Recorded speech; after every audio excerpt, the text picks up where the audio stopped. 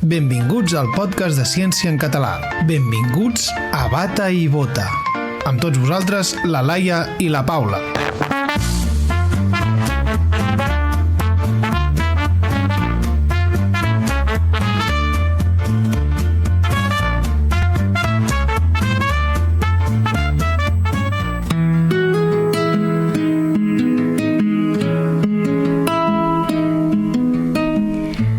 La llum del gimnàs encara no s'havia encès del tot quan la Mary ja corria sobre la cinta.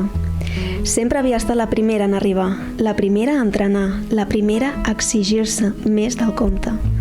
El seu cos era precisió, múscul, disciplina, constància, però un matí qualsevol, alguna cosa va començar a esquerdar-se. Primer va ser un cansament estrany. No el d'un entrenament intens, ni el d'una mala nit. Era una mena de pes silenciós que vivia dintre seu.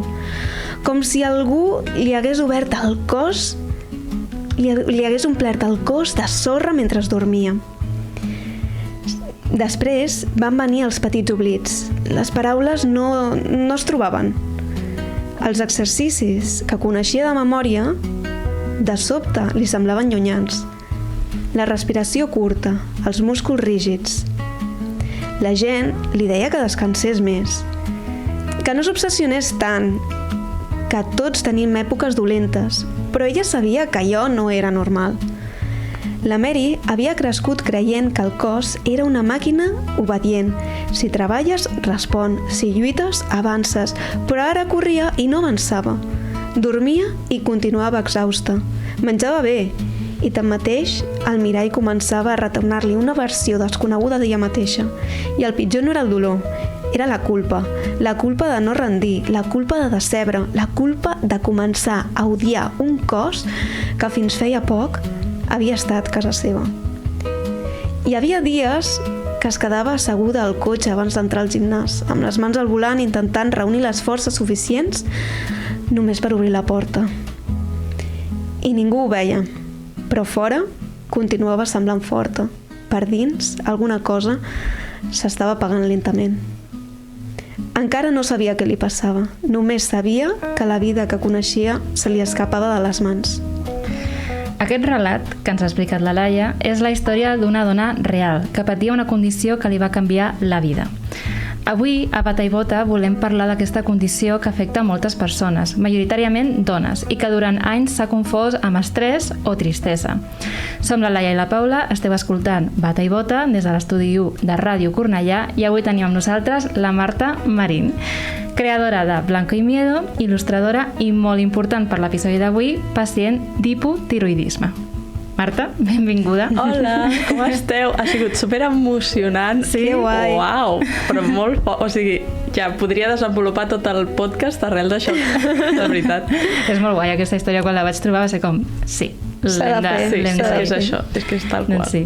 Anem a fer un petit parèntesis per als que no et coneixin, per saber una mica més de tu.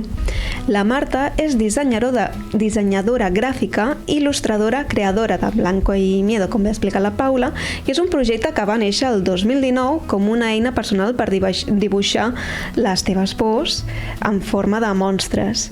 I avui unem les dues parts de la mateixa persona, la Marta com a artista i la Marta com a pacient, per explicar, doncs, aquesta mirada també més humana des de dintre. Doncs sí, i bueno, també per ubicar una mica els oients, vale? Primer volem saber qui ets tu, Marta, però tu de veritat, vale? Llavors, nosaltres sabem que ets la tercera de 4 germanes. Correcte. Nascuda a Igualada a l'any olímpic i, a més, has sigut castellera, o ets castellera, balladora de gitanes. D'on ve tot això? Quina és la teva història? M'encanta, perquè de veritat, estem començant a llistó superalt, sabeu moltes coses ja de mi. Bueno, estalquegem una mica. Sí, estan a la meva pàgina web. Però m'agrada molt el que dius perquè crec que són coses que m'identifiquen molt. Que la família nombrosa i el vincle amb ells i tot el meu vincle amb la cultura catalana i la tradició em defineix molt. Jo crec que com a intensa, no? Com aquesta persona sempre molt viva amb moltes ganes de fer coses com la noia del relat. Sí, exacte. I molt moguda per tot el que és social, sobretot per les injustícies, des de molt petita. No ho hem notat massa. No ho havíeu notat, oi? I per les emocions. Des de molt petita recordo que m'emocionessin moltes coses. Les escultures, la pintura, la dansa. Jo sempre dic que soc dissenyadora i il·lustradora perquè el camí m'ha portat aquí. Però si m'haguessin apuntat molts anys a dansa, igual podria guanyar-me de veritat. O sigui, tinc com... Passió. Sí, la passió és el que em mou. A més, se't nota molt, no només amb les teves obres i tal, sinó també quan parles, quan dius les coses, es nota aquest punt de no vull conformar-me amb el que tinc, vull continuar endavant i vull canviar les coses des de la manera que jo millor sé, i a través de la paraula o a través de les il·lustracions, que es nota molt. Sí. Que maco. Veig que és molt important per mi transmetre i em fa molta il·lusió que ho rebeu. Sí, i tant. O sigui, només de mirar les il·lustracions ja ho veus, no? Com dir-ho? L'emoció, però també la delicadesa que hi ha darrere d'elles. O sigui, totalment. A mi m'agrada molt. Anem a parlar, ara que estem aquí, sobre aquest projecte, perquè vas començar dibuixant les teves pors com monstres, però abans d'arribar a teràpia, com era la Marta, que no sabia encara que necessitava dibuixar aquests monstres? Quan vaig arribar a teràpia, la Marta no sabia que necessitava dibuixar aquests monstres, però feia molts anys que sabia que necessitava teràpia. Vale. Sí, la meva vida, malauradament, vaig tenir un episodi de depressió i en aquell moment no em vaig poder permetre anar a teràpia. Aleshores, quan hi vaig poder anar, els monstres feia tants anys que m'acompanyaven d'una manera o altra, que el dia que em vaig plantejar la possibilitat de poder fer aquest projecte, no? De poder donar-los forma i a part de poder-ho compartir, és que em va resultar una cosa tan natural, saps? Doncs això, que naixia de mi, que també d'una habilitat comunicativa, suposo, no? De desglossar conceptes complexes en figures senzilles. No sé, va ser com una cosa molt natural, la veritat. Sí, molt orgànica. Que guai. Sí. Que guai que sortis d'aquí. Aprofito que faig un petit apunt, i és, si els nostres oients se senten també d'aquesta manera, poseu-vos en contacte amb nosaltres, perquè nosaltres, a veure, no som psicòlogues, però sí que dintre del camp de divulgació sí que estem en contacte amb diferents psicòlegs. Aleshores, us podem referenciar a aquestes persones o les podeu buscar vosaltres mateixes. A veure, les nostres psicòlogues de confiança són la Marta, de Psicoceps. Marta, hem de parlar del teu nom. És que té un nom molt complicat de pronunciar. Però bueno, ella és més sexòloga. Sí, però els seus col·legues, potser us pot referenciar als col·legues o algun projecte que sigui per joves o alguna cosa així, i després la Paula, que és Terra Psique, a l'Instagram, que si voleu us poseu en contacte, són molt maques i us podran ajudar a guiar-vos una mica amb aquest camí si esteu en la mateixa situació, que crec que hi ha molta gent que necessita teràpia, ho sap, i no pot aconseguir-la perquè el seu nivell econòmic no ho permet. Sí. Bueno, això és una altra meló que... Sí, exacte. Això no l'obrirem perquè no ens sortiríem. Sí, que jo també tindria moltes coses a dir aquí. Explicar, sí. Però bueno, anant una mica a la línia de les il·lustracions, has comentat abans que els monstres et van sortir de forma molt orgànica, però també m'agradaria saber la protagonista de les històries, o sigui, en les il·lustracions es veu que no té gènere, no té raça, no té gairebé ni cara, per dir-ho d'alguna manera. Llavors, això va ser una decisió conscient o va ser una cosa que et va sortir també de forma orgànica? No va ser una decisió conscient, tampoc. I ara dir no va ser una decisió conscient em sap greu perquè realment és una de les coses que em sento més orgullós del projecte. Bueno, però també és molt bonic que t'hagi sortit així, perquè també reflexa com que per dintre potser penses en que el que et passa a ti també li pot passar a molta més gent. Sí, de fet, aquí us puc enganxar una mica perquè el meu personatge, el meu protagonista, no ha sigut sempre així. No? Ha anat mutant.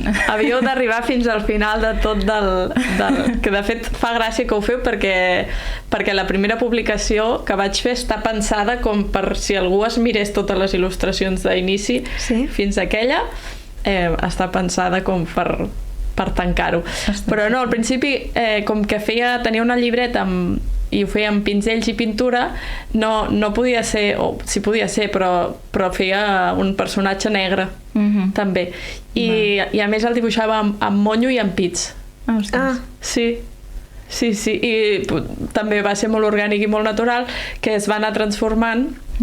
Vaig poder comprar-me un iPad i vaig començar a dibuixar amb l'iPad i el vaig començar a fer rodonet. Sí, i lo dels ulls, jo crec que lo dels ulls, lo de l'expressió de la cara, crec que també té com dues explicacions. Una és que jo sempre he pensat que no sé dibuixar, llavors tot això que m'estalvio. No he de dibuixar un nas perfecte, uns ulls perfectes, clar. Sí. I després hi ha un altre tema que no sé si vosaltres, no sé exactament de quin any sou, no sé si us pertoca, coneixeu Arròs Covat? Sí. Uf, jo no. Jo potser no. Una sèrie animada que igual, encara que no coincidim de generació, pels que ens agrada l'audiovisual així curiós, era molt xulo, era una sèrie animada que crec que emetien a TV3, vull dir, era de... Sí, que tampoc tenia encara els seus personatges. I és una eina molt interessant per donar-li més èmfasi a les expressions. De fet, jo ho faig servir doncs això, per quan està trist, el personatge està content, o vull que miri cap a un costat o cap a un altre. Que guai. Està bé saber-ho. Molt orgullosa de la protagonista. Exacte. Protagonista. Segurament has rebut molts missatges o moltes preguntes com aquestes. Espero que algun dels comentaris que hagis rebut, si no suposo que és el que més, és de pensava que això no em passava només a mi. Aleshores, a mi m'agradaria preguntar-te si tu quan dibuixes aquests monstres els dibuixes pensant que només aquella història et passa a tu o de manera més col·lectiva? Hi ha de tot. Hi ha de tot, la veritat. És a dir, sí, 100% és el missatge que més he rebut. He rebut, per sort, infinitat de vegades, incomptables vegades, missatges de gent molt agraïda. La veritat és que rebo molt amor a través de xarxes, la gent és molt bona i molt maca amb mi. I sobretot per això, perquè tot i que el tabú, l'estigma envers la salut mental sembla que ha començat a trencar-se, doncs fa 6 anys que vaig començar jo, potser no ho era tant, no? I la gent necessitava un espai així i m'ho han agraït molt, sí. Totalment. Sí. Que xulo. Aleshores, sí, n'hi ha que naixien molt de mi, del jo. I n'hi ha altres que escoltes un podcast, hi ha tants espais d'inspiració, no? O una amiga que t'explica alguna cosa o el que sigui, que aleshores sí que més que per necessitat era, ostres, això s'ha de compartir, i jo generava una vinyeta. Que guai. Molt xulo, la veritat. Doncs bé, ara que et coneixem una miqueta més a nivell personal, farem també una aturada científica, perquè al final això és un podcast de ciència, important, i venim aquí a parlar d'aquest tema principal, que és l'hipotiroïdisme, però crec que molta gent sent parlar de les tiroides i no sap ben bé de què parlem, què és això de les tiroides, no? Doncs bé, les tiroides és una glàndula en forma de papallona que tenim al coll, i és literalment el termòstat del cos. Vale? Produeix dues hormones principals, que són la T3 i la T4. Són una miqueta a metro. A metro o a terminals d'aeroport. Això, tens raó, a terminals d'aeroport. Sí. A mi em sona molt a terminals d'aeroport. Però no, són hormones. I què fan aquestes hormones? Doncs regulen el metabolisme, la temperatura corporal, l'energia, el ritme cardíac, la digestió, la concentració i fins i tot l'estat d'ànim.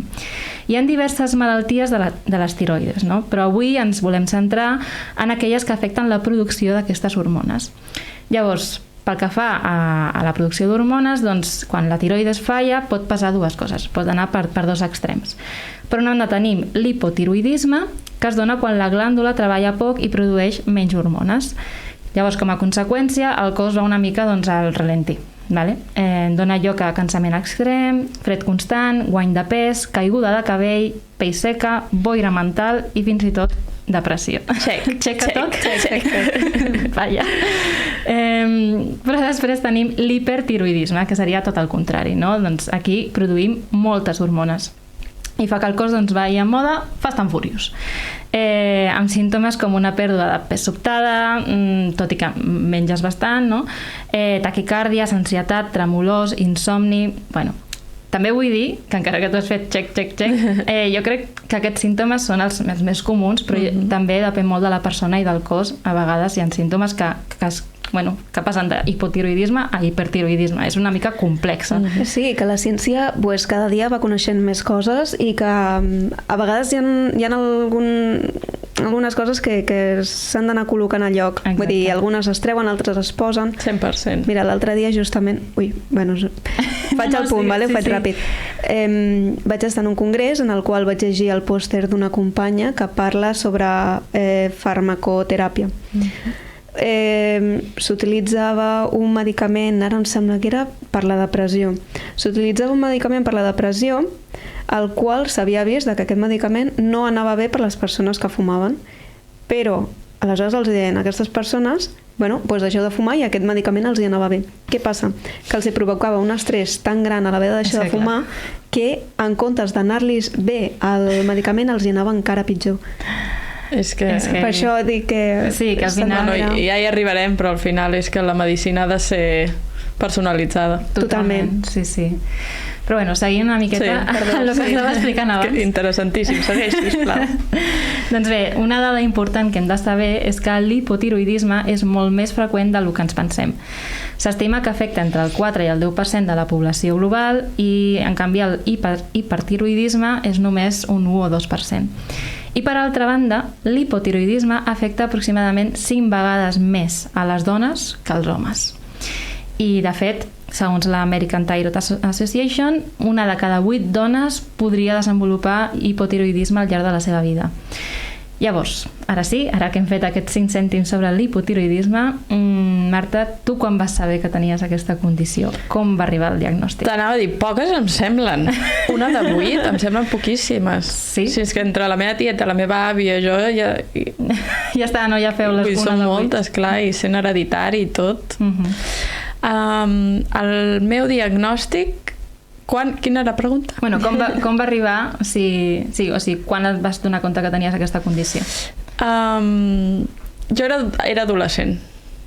Vale. I el que passava, adolescent de que és la teva mare, qui et porta al metge, vull dir que deurien ser 14, 15 anys, i el que a mi em passava, o el que ens semblava estrany, és que jo podia dormir 16 hores al dia. Mare meva. Vull dir, una cosa molt exagerada. I crèiem que formava part de... que era, senzillament era una persona vaga, perquè ens entenguéssim. Dormilega. Sí, jo podia dormir 12 hores a la nit. Ostres, em llevava, esmorzava, feia qualsevol cosa, que entrenava canalla petita en aquell moment, tornava a casa a les 12 del migdia, dormia fins a l'hora de dinar. Dinava, dormia. I al vespre, a una hora normal, em posava a dormir i podia dormir. Déu-n'hi-do, uau. Sí. No tothom ho podria dir, Hi ha gent que li faria enveja, no? Exacte. Doncs sí, i crec que va ser per això. Aquest va ser el primer símptoma. Sí. I després es van començar a desencadenar altres? Bueno, va ser molt més lent i molt més... O sigui, no et sé dir quan es van desencadenar els altres, perquè el meu aprenentatge amb la tiroides ha sigut molt lent. Clar. Però sí, en aquell moment vam anar a la doctora de capçalera, al CAP, i em van diagnosticar que això hauria de tenir 15 o 16 anys. Que fort. I, o sigui, clar, durant tot aquest procés de saber o no saber que tenies hipotiroidisme i tal, o sigui, t'has sentit alguna vegada en una situació en la que, vale, et sents malament o t'està passant alguna cosa estrany, però no saps què és, no saps com explicar-ho? O sigui, què passa pel teu cap quan tens aquesta sensació? O sigui, només això que us he explicat, de que podia dormir tant, és el que deies abans amb el relat, que jo no era que volgués dormir, jo no estava escollint dormir. També, o sigui, sí, però era com una necessitat de... És que estic cansada, mama, què faig? Clar, sí, òbviament. Clar, i recordo que la meva mare anar a la farmàcia i comprar-me algun complement natural o guaraná o alguna cosa així i prendre-m'ho. Era molt jove i, clar, també hi havia de la mateixa, la meva mare que em va portar al doctor, que em va intentar ajudar d'aquesta manera, també hi havia altres moments d'enfrontar-se, de dir, bueno, Marta, poder que prou de dormir, i per mi era com... Bueno, però és que ho necessito. Sí, no ho estic entenent, clar. Sí, i ara d'adulta també m'ha passat a les nits, no? De sortir de festa, i que recordo molt, a més, un amic que sempre m'ha dit, ets una tieta. Em fa ràbia quan diuen això, perquè al final és com, bueno, què passa si potser estic més cansada o no aguanto tant, saps? Clar, ets una tieta, i recordo sentir-me reconfortada al moment en el que jo vaig pensar, tinc una infermetat, perquè és que és així. Aleshores, sí, tinc son i estic cansada i no et puc seguir el ritme, però deixa d'insultar-me per això, saps? Sí, o sigui, perquè al final... No és una elecció. I no és algo negatiu, perquè bueno, cadascú té el seu ritme de vida. Això per ja descomptat. Sí, també és allò de m'estic obrint un canal, t'estic explicant amb el que em pot costar dir-te que m'està passant això, i tu ho estàs agafant i estàs fent una bola i ho estàs tirant a la basura. Qui et creus tu per tractar-me d'aquesta manera, com si tu fossis millor que jo? Bueno, com podeu ja s'ha posat intensa. Perdó. Bueno, no, per això estem aquí. Sí. M'estan perfecte, perquè si jo ja m'estic enfadant, anem a enfadar-nos totes a la vegada. Encara més. Vinga, una d'enfado para todos. I és que anem a dades espanyoles, més que, bueno, una mica més centralitzades.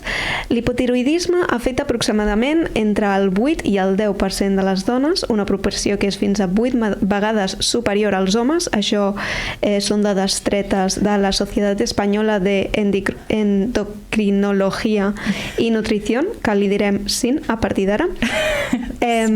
Sí. Potser per això és una patologia que està invisibilitzada.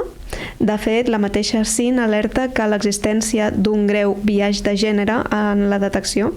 Símptomes clau, com el cansament crònic, els canvis d'humor, el guany de pes o la falta d'energia, es cataloguen massa sovint com estrès, coses de l'edat o fatiga laboral.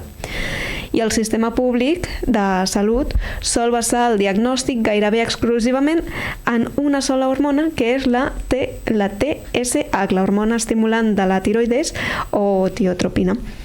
Els rangs actuals per catalogar si una persona està sana són molt controversials.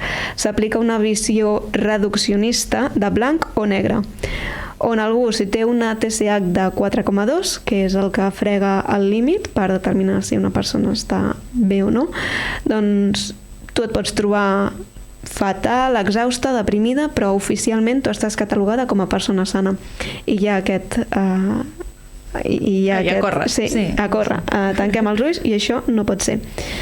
Si el metge es queda aquí i no demana una analítica completa de les hormones actives, que comentava abans la Paula, la T4 lliure i la T3 lliure, i dels anticossos antitiroïdals, podem continuar tenint els símptomes evidents però sense un diagnòstic. I aquí cal un apunt clau, que és que la tiroïditis de Hashimoto, que és una malaltia autoimmune que destrueix silenciosament la tiroides, està causada al 90% dels casos que causa el 90% dels casos del hipotiroïdisme, i és impossible de ser detectada si no es mira precisament aquests anticossos. Aleshores, ara que ja estem enfadades. Molt enfadades. Tu, Marta, t'has trobat en alguna d'aquestes situacions d'haver de lluitar dient no, és que jo em trobo malament, i el sistema sanitari et digui però tu estàs sana? Home, evidentment. De fet, el meu cas també és Hashimoto. Hashimoto, sí. El meu cas també és autoimmune Hashimoto, i jo això ho vaig saber, tinc 33 anys, fa 2 anys. Ostres. Havent començat, recordem, des de l'adolescència. Exacte, des dels 15 anys. Uau. Sí. Podríem dir... Espera, soc malíssima. La meitat de la vida. Sí. La meitat de la vida. Que fort. Sí, vull dir que... no sé si és ara el moment de parlar d'això, suposo que sí, perquè has dit enfadem-nos. Sí, endavant. Totalment. Endavant. The floor is yours. Critica. Clar. Jo suposo que deu ser igual per tothom. Igual ara ha millorat, no ho sé, perquè jo no m'estic tractant l'hipotiroidisme per la Seguretat Social, perquè quan a mi em van diagnosticar, l'únic que feien era fer-me una analítica cada 6 mesos. Aleshores, aquesta analítica sortia... De fet, la primera vegada, com tu dius, va sortir fora del barem, però per molt poc. I em van dir, de moment no s'ha de medicar. Pel que fos, en aquell moment estava... O sigui, fora del barem em refereixo a sana. Sí. Aleshores no em van medicar. Però això és es pot alterar tan fàcilment com que el que hagi menjat, l'esport que hagi fet aquella època, total, que quan hi vaig tornar a anar ja estava dins del barem, ja em van medicar. Però de 6 mesos en 6 mesos, cada vegada que em medicàvem, no donaven una. Saps? O sigui, tu em detectes hipotiroidisme. Per començar, no m'expliques res. Em mediques sense dir-me si puc fer esport, què puc menjar o no puc menjar, què li passa al meu cos, absolutament res. Que fort. Això per la Seguretat Social. Això per la Seguretat Social. Em mediques i em dius que em faràs un tractament, un seguiment cada 6 mesos. Però quan passen aquests 6 mesos és que poden haver passat tantes coses. Sí. Perquè jo ho he vist després, que és el que us deia, m'han diagnosticat Hashimoto perquè vaig a una doctora privada. O sigui, ni tan sols amb la mútua. És a dir, vaig amb la Seguretat Social, intento anar per mútua i acabo anant a una doctora privada. Per què? Perquè per la mútua els metges que t'atendran seran, com es diuen els de les hormones? Endocrins. Endocrins, perdó. O per altra banda serà el de l'estómac, o per altra banda serà el del cabell. No, jo necessito una doctora integrativa. Clar. Sí. Que des d'aquí no crec que m'escolti perquè no és gaire de xarxes, però menys mal que vaig trobar aquesta dona, perquè a part de ser una doctora integrativa treballa en perspectiva de gènere. Ostres. Això està molt guai. Que guai. Sí. I a mi, o sigui, aquesta dona m'ha canviat la vida. O sigui, jo quan vaig arribar a ella vaig descobrir que era viure com viviu la resta. Uau, això és fort de dir, és molt fort. És un sentiment molt agradolç. O sigui, ara mateix, perquè ens posem en la teva pell i és com, jope, el fet de no poder-te sentir bé des de fa molt de... És molt fort. És molt fort. O sigui, és que és real, inclús aquest amic que us deia, no?, que em deia tieta, recordo el primer estiu, després de que aconseguíssim regular la tiroides, que vaig dir, ara tinc energia, puc allargar la nit, és que és fort. Ja no soc una tieta. Clar, és que és fort, però realment vaig mantenir bastant temps aquesta sensació i aquesta alegria de amics meus, per això vosaltres teniu tanta energia, ara us entenc. Però fins que no ho regules no te n'adones de quin és la cara fosca. Exacte. Totalment. Sí. De fet... L'he enfadat poc, Sí, no, has estat bastant políticament correcte. Sí. Però bueno, al final és un tema que a mi m'enfadaria, no?, de dir, doncs tinc una malaltia, no me l'estan tractant com ha de ser tractada. I sí que, bueno, jo... O sigui, he de dir que la sanitat pública doncs tenim molta sort de tenir sanitat pública, perquè te'n vas a altres països i bueno, has de pagar la vida i mitja perquè et tractin i hipotecar-te, però també trobo que ens l'estem carregant. Hi ha punts on falla, sí. O sigui, ja que tu ho fas, jo també vull sumar-m'hi, no?, de 100% d'acord. O sigui, som afortunats de tenir una sanitat pública i hi ha grandíssims professionals, però això no treu que els protocols no estiguin ben formulats. Exacte. És que jo crec que els metges no és que no et vulguin diagnosticar i no vulguin donar-te una solució, és que potser és això, és que els protocols no estan bé i no els hi donen les eines ni el temps tampoc, perquè la gran quantitat de pacients que han de tractar, és que és inhumà. Correcte. Sí, et trobaràs pacients de tots, et trobaràs pacients que són més basats a l'antiga, de tens un problema, anem a tapar aquest símptoma, que al final no deixa de ser el símptoma d'una malaltia, i altres que diuen anem a buscar l'arrel. Com jo, que vull saber tots els detalls del que em passa. Clar, però és que és lògic, al final és el teu cos i vols saber què li passa al teu cos, saps? I per això sort de la vida de que tenim nous metges, tenim noves orientacions, i la medicina integrativa és una d'aquestes, ostres, anem a treballar col·lectivament i no un pacient que ja és com una bola, una peça ens l'anem passant entre nosaltres i li vaig tapant els forats fins que digui, bueno, ja és passable, ara cap a casa teva. De fet, cuidem-nos. Ja ho dic en aquest espai també perquè després no se m'oblidi, no? Però la doctora a la que jo vaig començar-hi a anar, igual ja fa 3 anys, vaig començar-hi a anar perquè ens n'anàvem de viatge als Estats Units i em trobava en un moment de cansanci absolut i vaig anar allà a suplicar-li dient-li, no puc anar-me'n de viatge així perquè tu no pots anar-te'n de viatge i cada migdia necessitar fer un descans. No, és inviable. I va ser fantàstic. Però no només perquè reguléssim la tiroides, sinó perquè per regular la tiroides vam observar l'estómac i vam tractar Helicobacter. Vam observar com eren les regles. Vam incloure magnesi, vam mirar el ferro, la vitamina D. Clar, és que al final és tot, o sigui, tot l'organisme es veu afectat i no és només l'hormona, és que pot ser qualsevol altra part del cos. I jo sento de veritat que no he començat a aprendre sobre l'hipotiroidisme fins que vaig anar amb ella. Per mi era com crec que és per la majoria de persones, que és l'hipertiroidisme engreixa, prima, i l'hipo engreixa. I no totalment. Hi no és molt més. Tot. És que és tot, és fort. Que heavy. Sí, bueno, ara el terme de l'endometriosis també s'ha canviat el nom perquè és com, no, és que no només afecta l'endometriosis, sí, s'ha canviat a PMDO, si no vaig errada. Sí, no? Em sap greu. Bueno, no sé. Tu saps més. Ben intentat, està correcte, saps més que nosaltres. Sí. Aprofitant que tenim els micros i que tenim aquest espai, alguna persona que es trobés en el mateix punt que tu, què li diries, què li recomanaries, saps? Llença-li com, escolta, amiga, mira, jo m'he trobat en la mateixa situació que tu i et diria, fes això. Mira, jo no és només per l'hipotiroidisme, sinó, com dèiem abans, jo soc una persona que no es conforma i em costa molt que la gent que la diagnostiquen no vagi a mirar realment l'arrel del problema.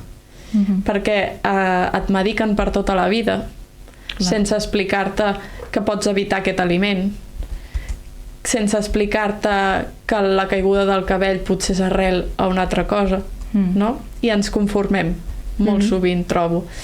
I jo recomanaria això, que la gent que té dolències, que els hi passen coses que no els hi acaba de trobar explicació, es deixin estar d'ibuprofenos. I no només d'ibuprofenos, ojo, que també de magnesi, de ferro, de tots aquests complements que ens estem ara prenent, que no tenen res de dolent, però que a vegades és com una... ens complementem, no? Exacte. O sigui, fem un consum abusiu perquè ens diuen, no, això va bé per això, o sigui, i al final és com, potser no ho necessites. Exacte. O sigui, jo entenc que la vida ens atropella i que és molt difícil parar i dedicar temps a llegir, a preguntar, invertir diners, també és molt important. anar a molts metges. Jo sé que és difícil, però jo ho recomanaria en la mesura del possible, encara que tardis mesos o anys, com vaig tardar jo, en entendre coses. Clar. Perquè és que entendre-ho i poder adaptar la teva vida al teu ritme és que és el millor que pots fer. Totalment. Exacte. Doncs no sé si tens una altra pregunta, Laia, o alguna més. Si no, tira tu, Paula. Tiro el següent. Vale. És que justament has parlat del tractament i era un dels blocs que volia parlar, no? Doncs ara que sabem què és l'hipotiroidisme, quins són els símptomes, com es diagnostica, si és que te'l diagnostiquen, doncs com es tracta. Tu corregeix-me si m'equivoco, perquè sabràs molt... No t'equivocaràs. O sigui, jo per lo que he trobat i més o menys el que m'he informat. Però bueno, diguem-ne que l'hipotiroidisme principalment es tracta amb una teràpia substitutiva de l'hormona, no? Exacte. Ja que la tiroide no produeix suficient. El tractament més habitual és amb l'administració de levotiroxina que és una forma sintètica de T4 que es transforma parcialment en T3 dintre del teu organisme.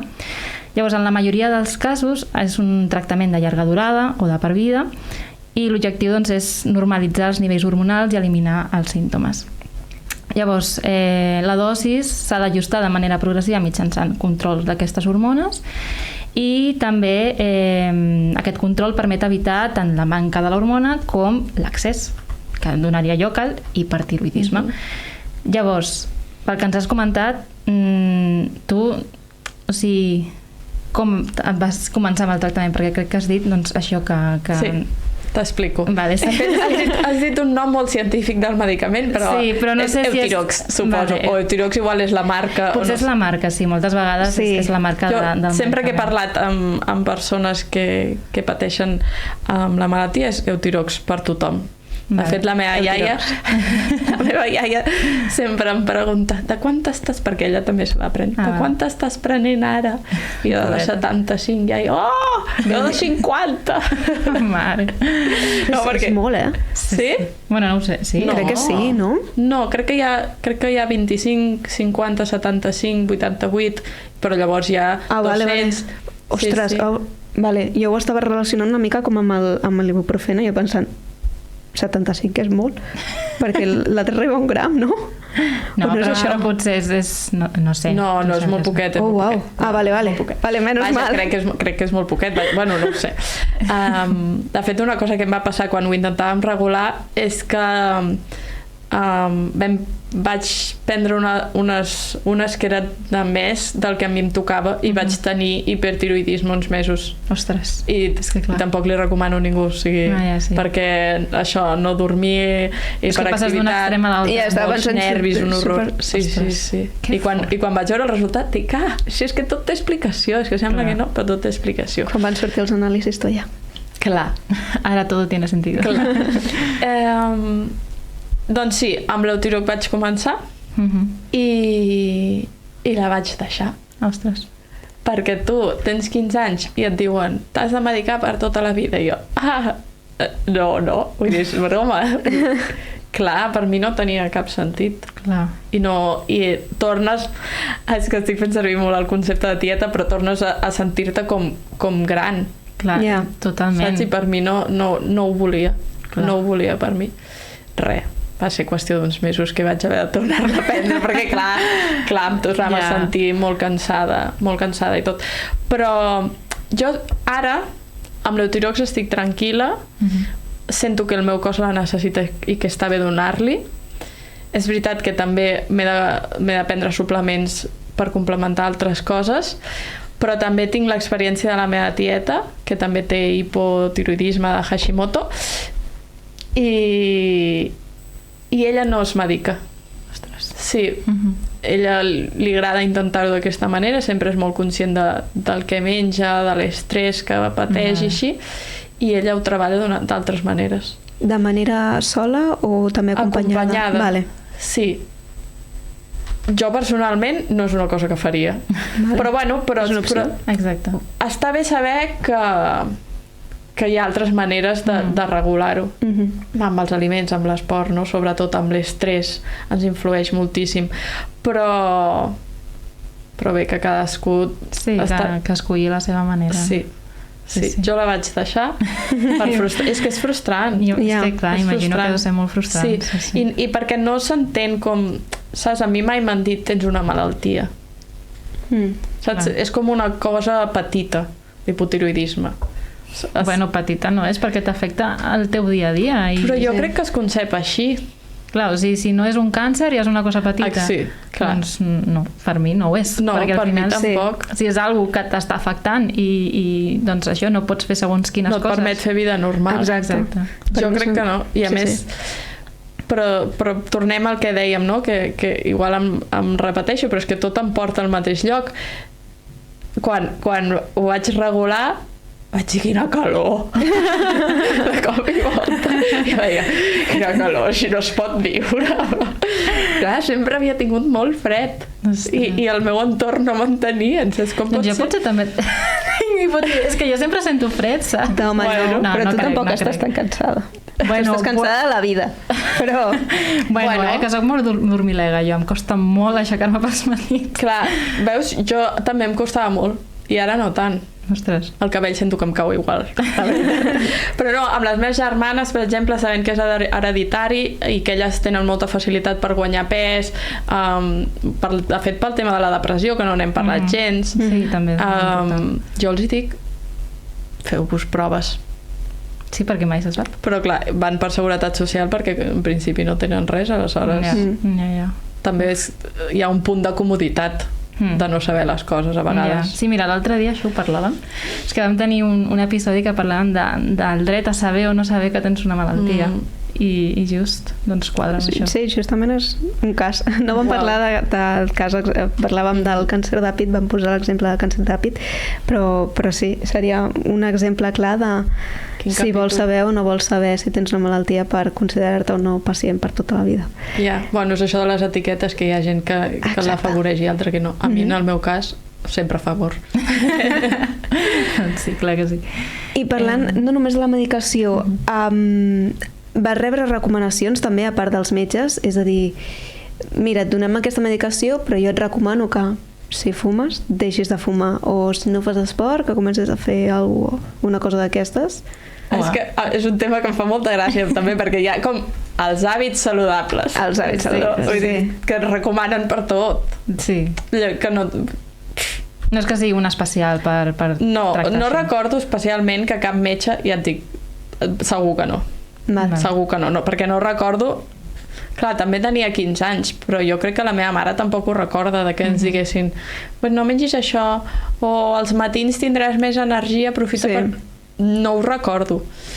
Però quan ha passat, evidentment, doncs és no alcohol, no tabac, descansar a les hores, bueno, intentar ser una persona, una adulta funcional. Que ja ens costa a vegades. Que sí, exacte. Què creus, que no ho intento? Però clar. Pues sí. Podem passar al següent bloc, si vols? Sí. Pues som-hi. Vale, doncs ara que ja hem parlat de la malaltia i tot el que comporta, també volem parlar també d'una part que és molt teva i bueno, que per això també t'hem portat aquí, no? I és la relació que trobes doncs, en com et sents físicament i psicològicament i com això t'ha portat a fer aquestes il·lustracions, no?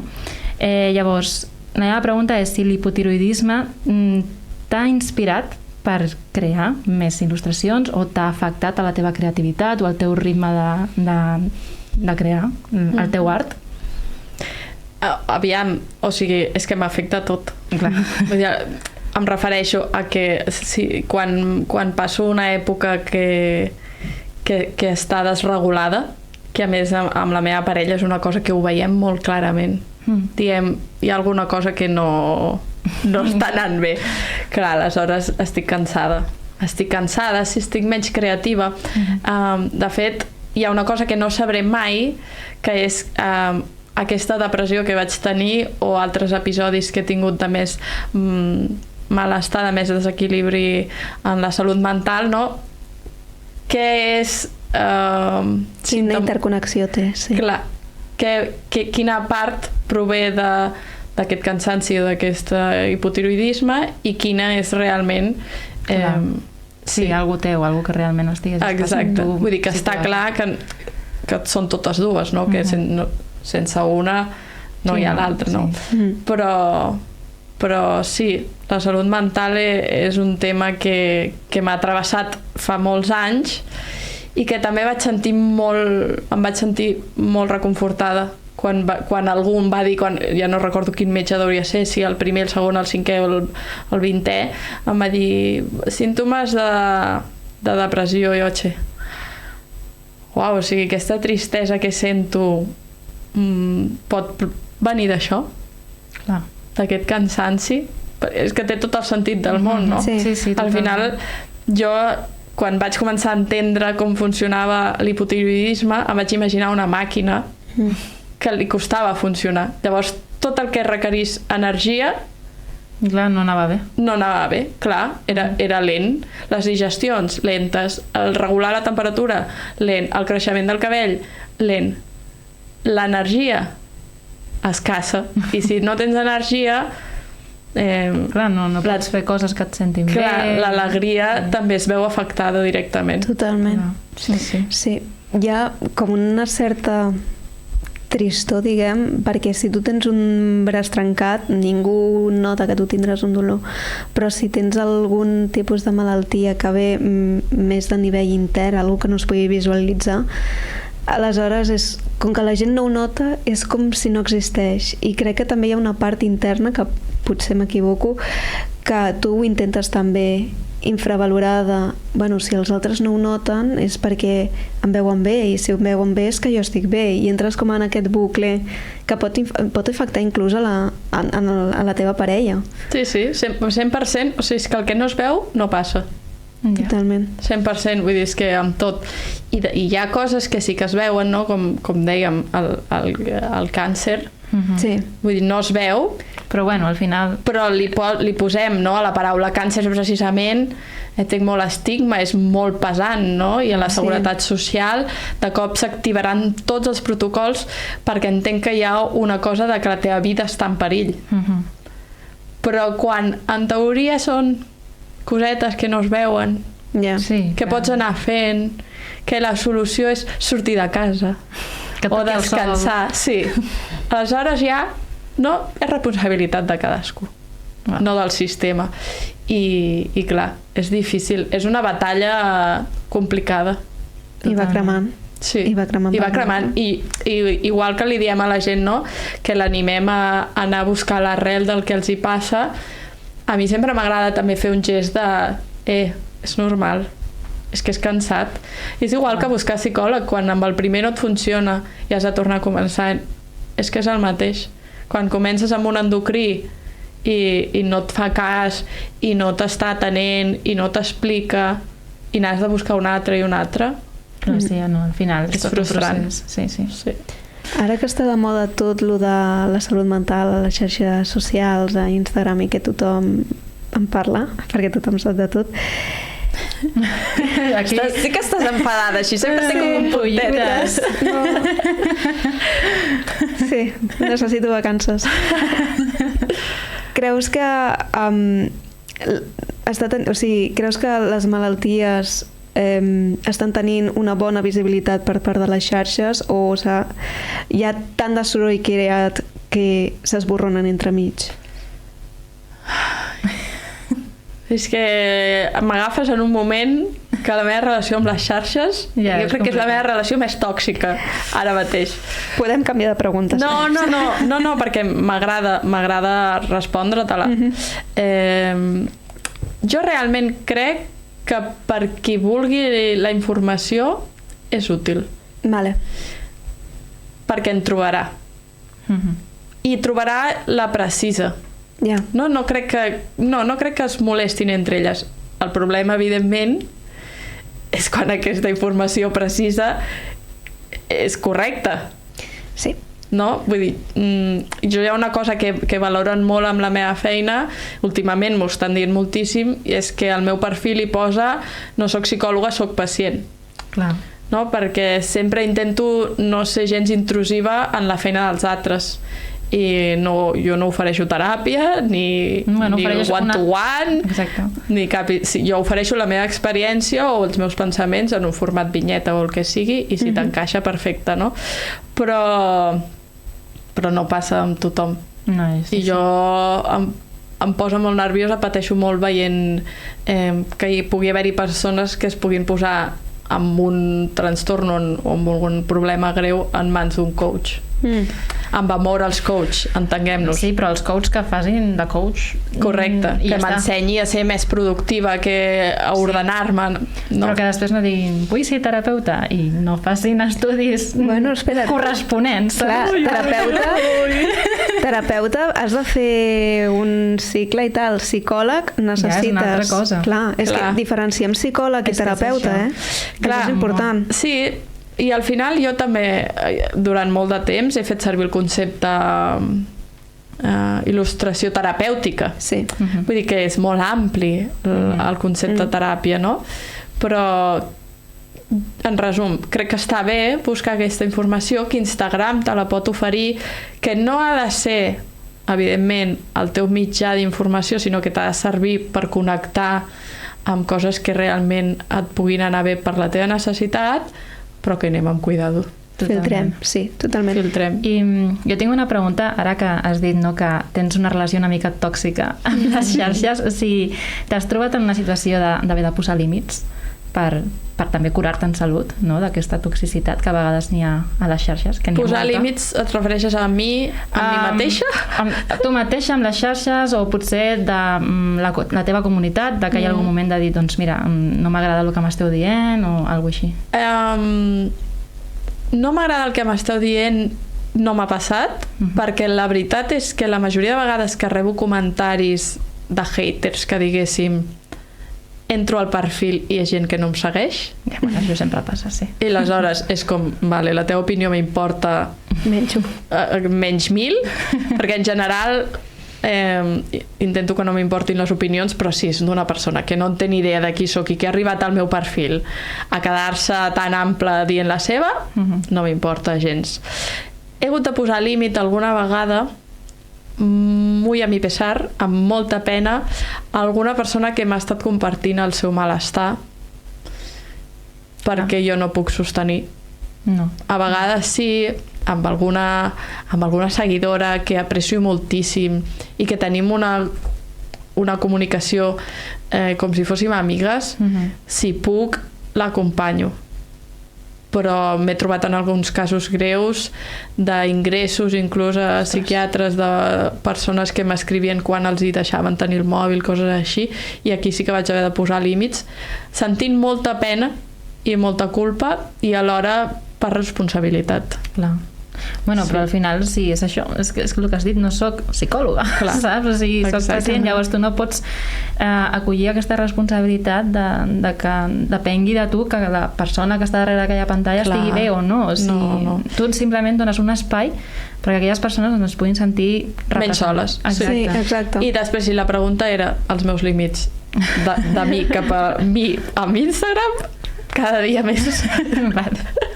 No, sí, al final un s'ha de posar límits també, perquè o sigui, arriba un punt en el que tu creus que no, o sigui, a mi em passa molt també, sobretot ara amb el podcast és una cosa que em passa, no?, de dir, doncs mira, avui que volem créixer, no?, també. Sí, home.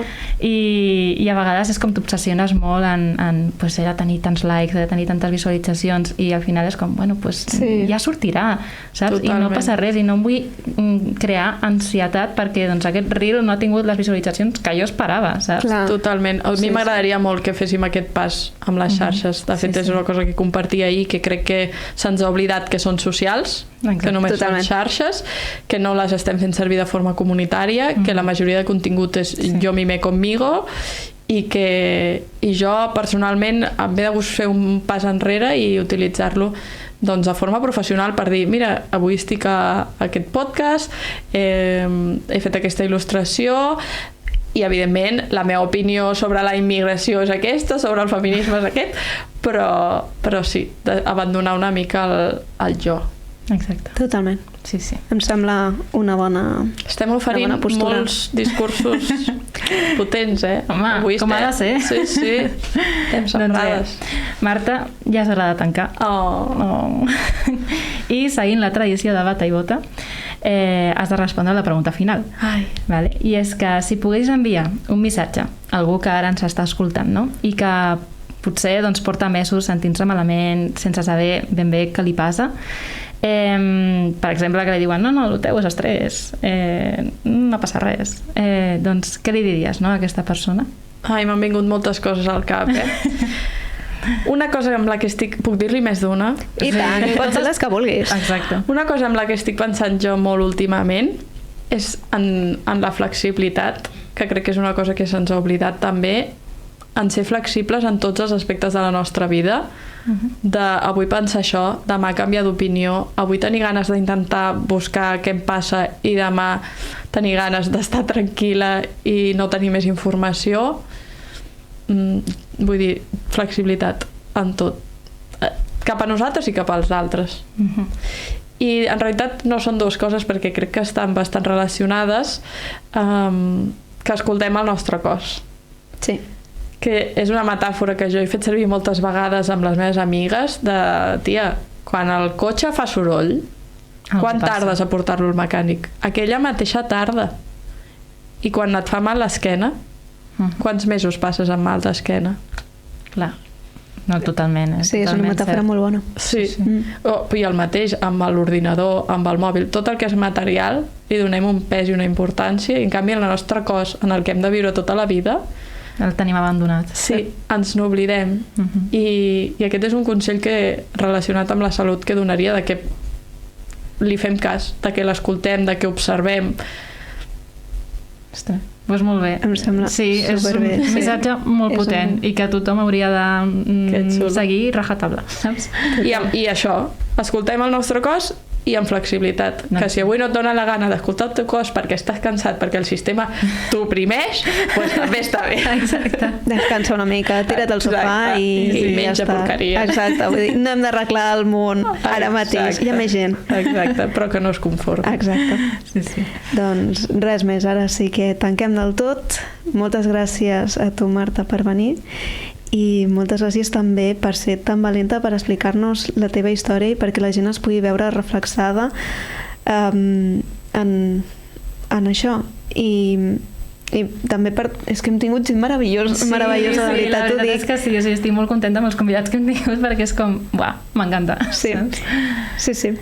I gràcies també per venir avui a l'estudi de Ràdio Cornellà i també a Ràdio Cornellà per deixar-nos l'espai i la seva generositat.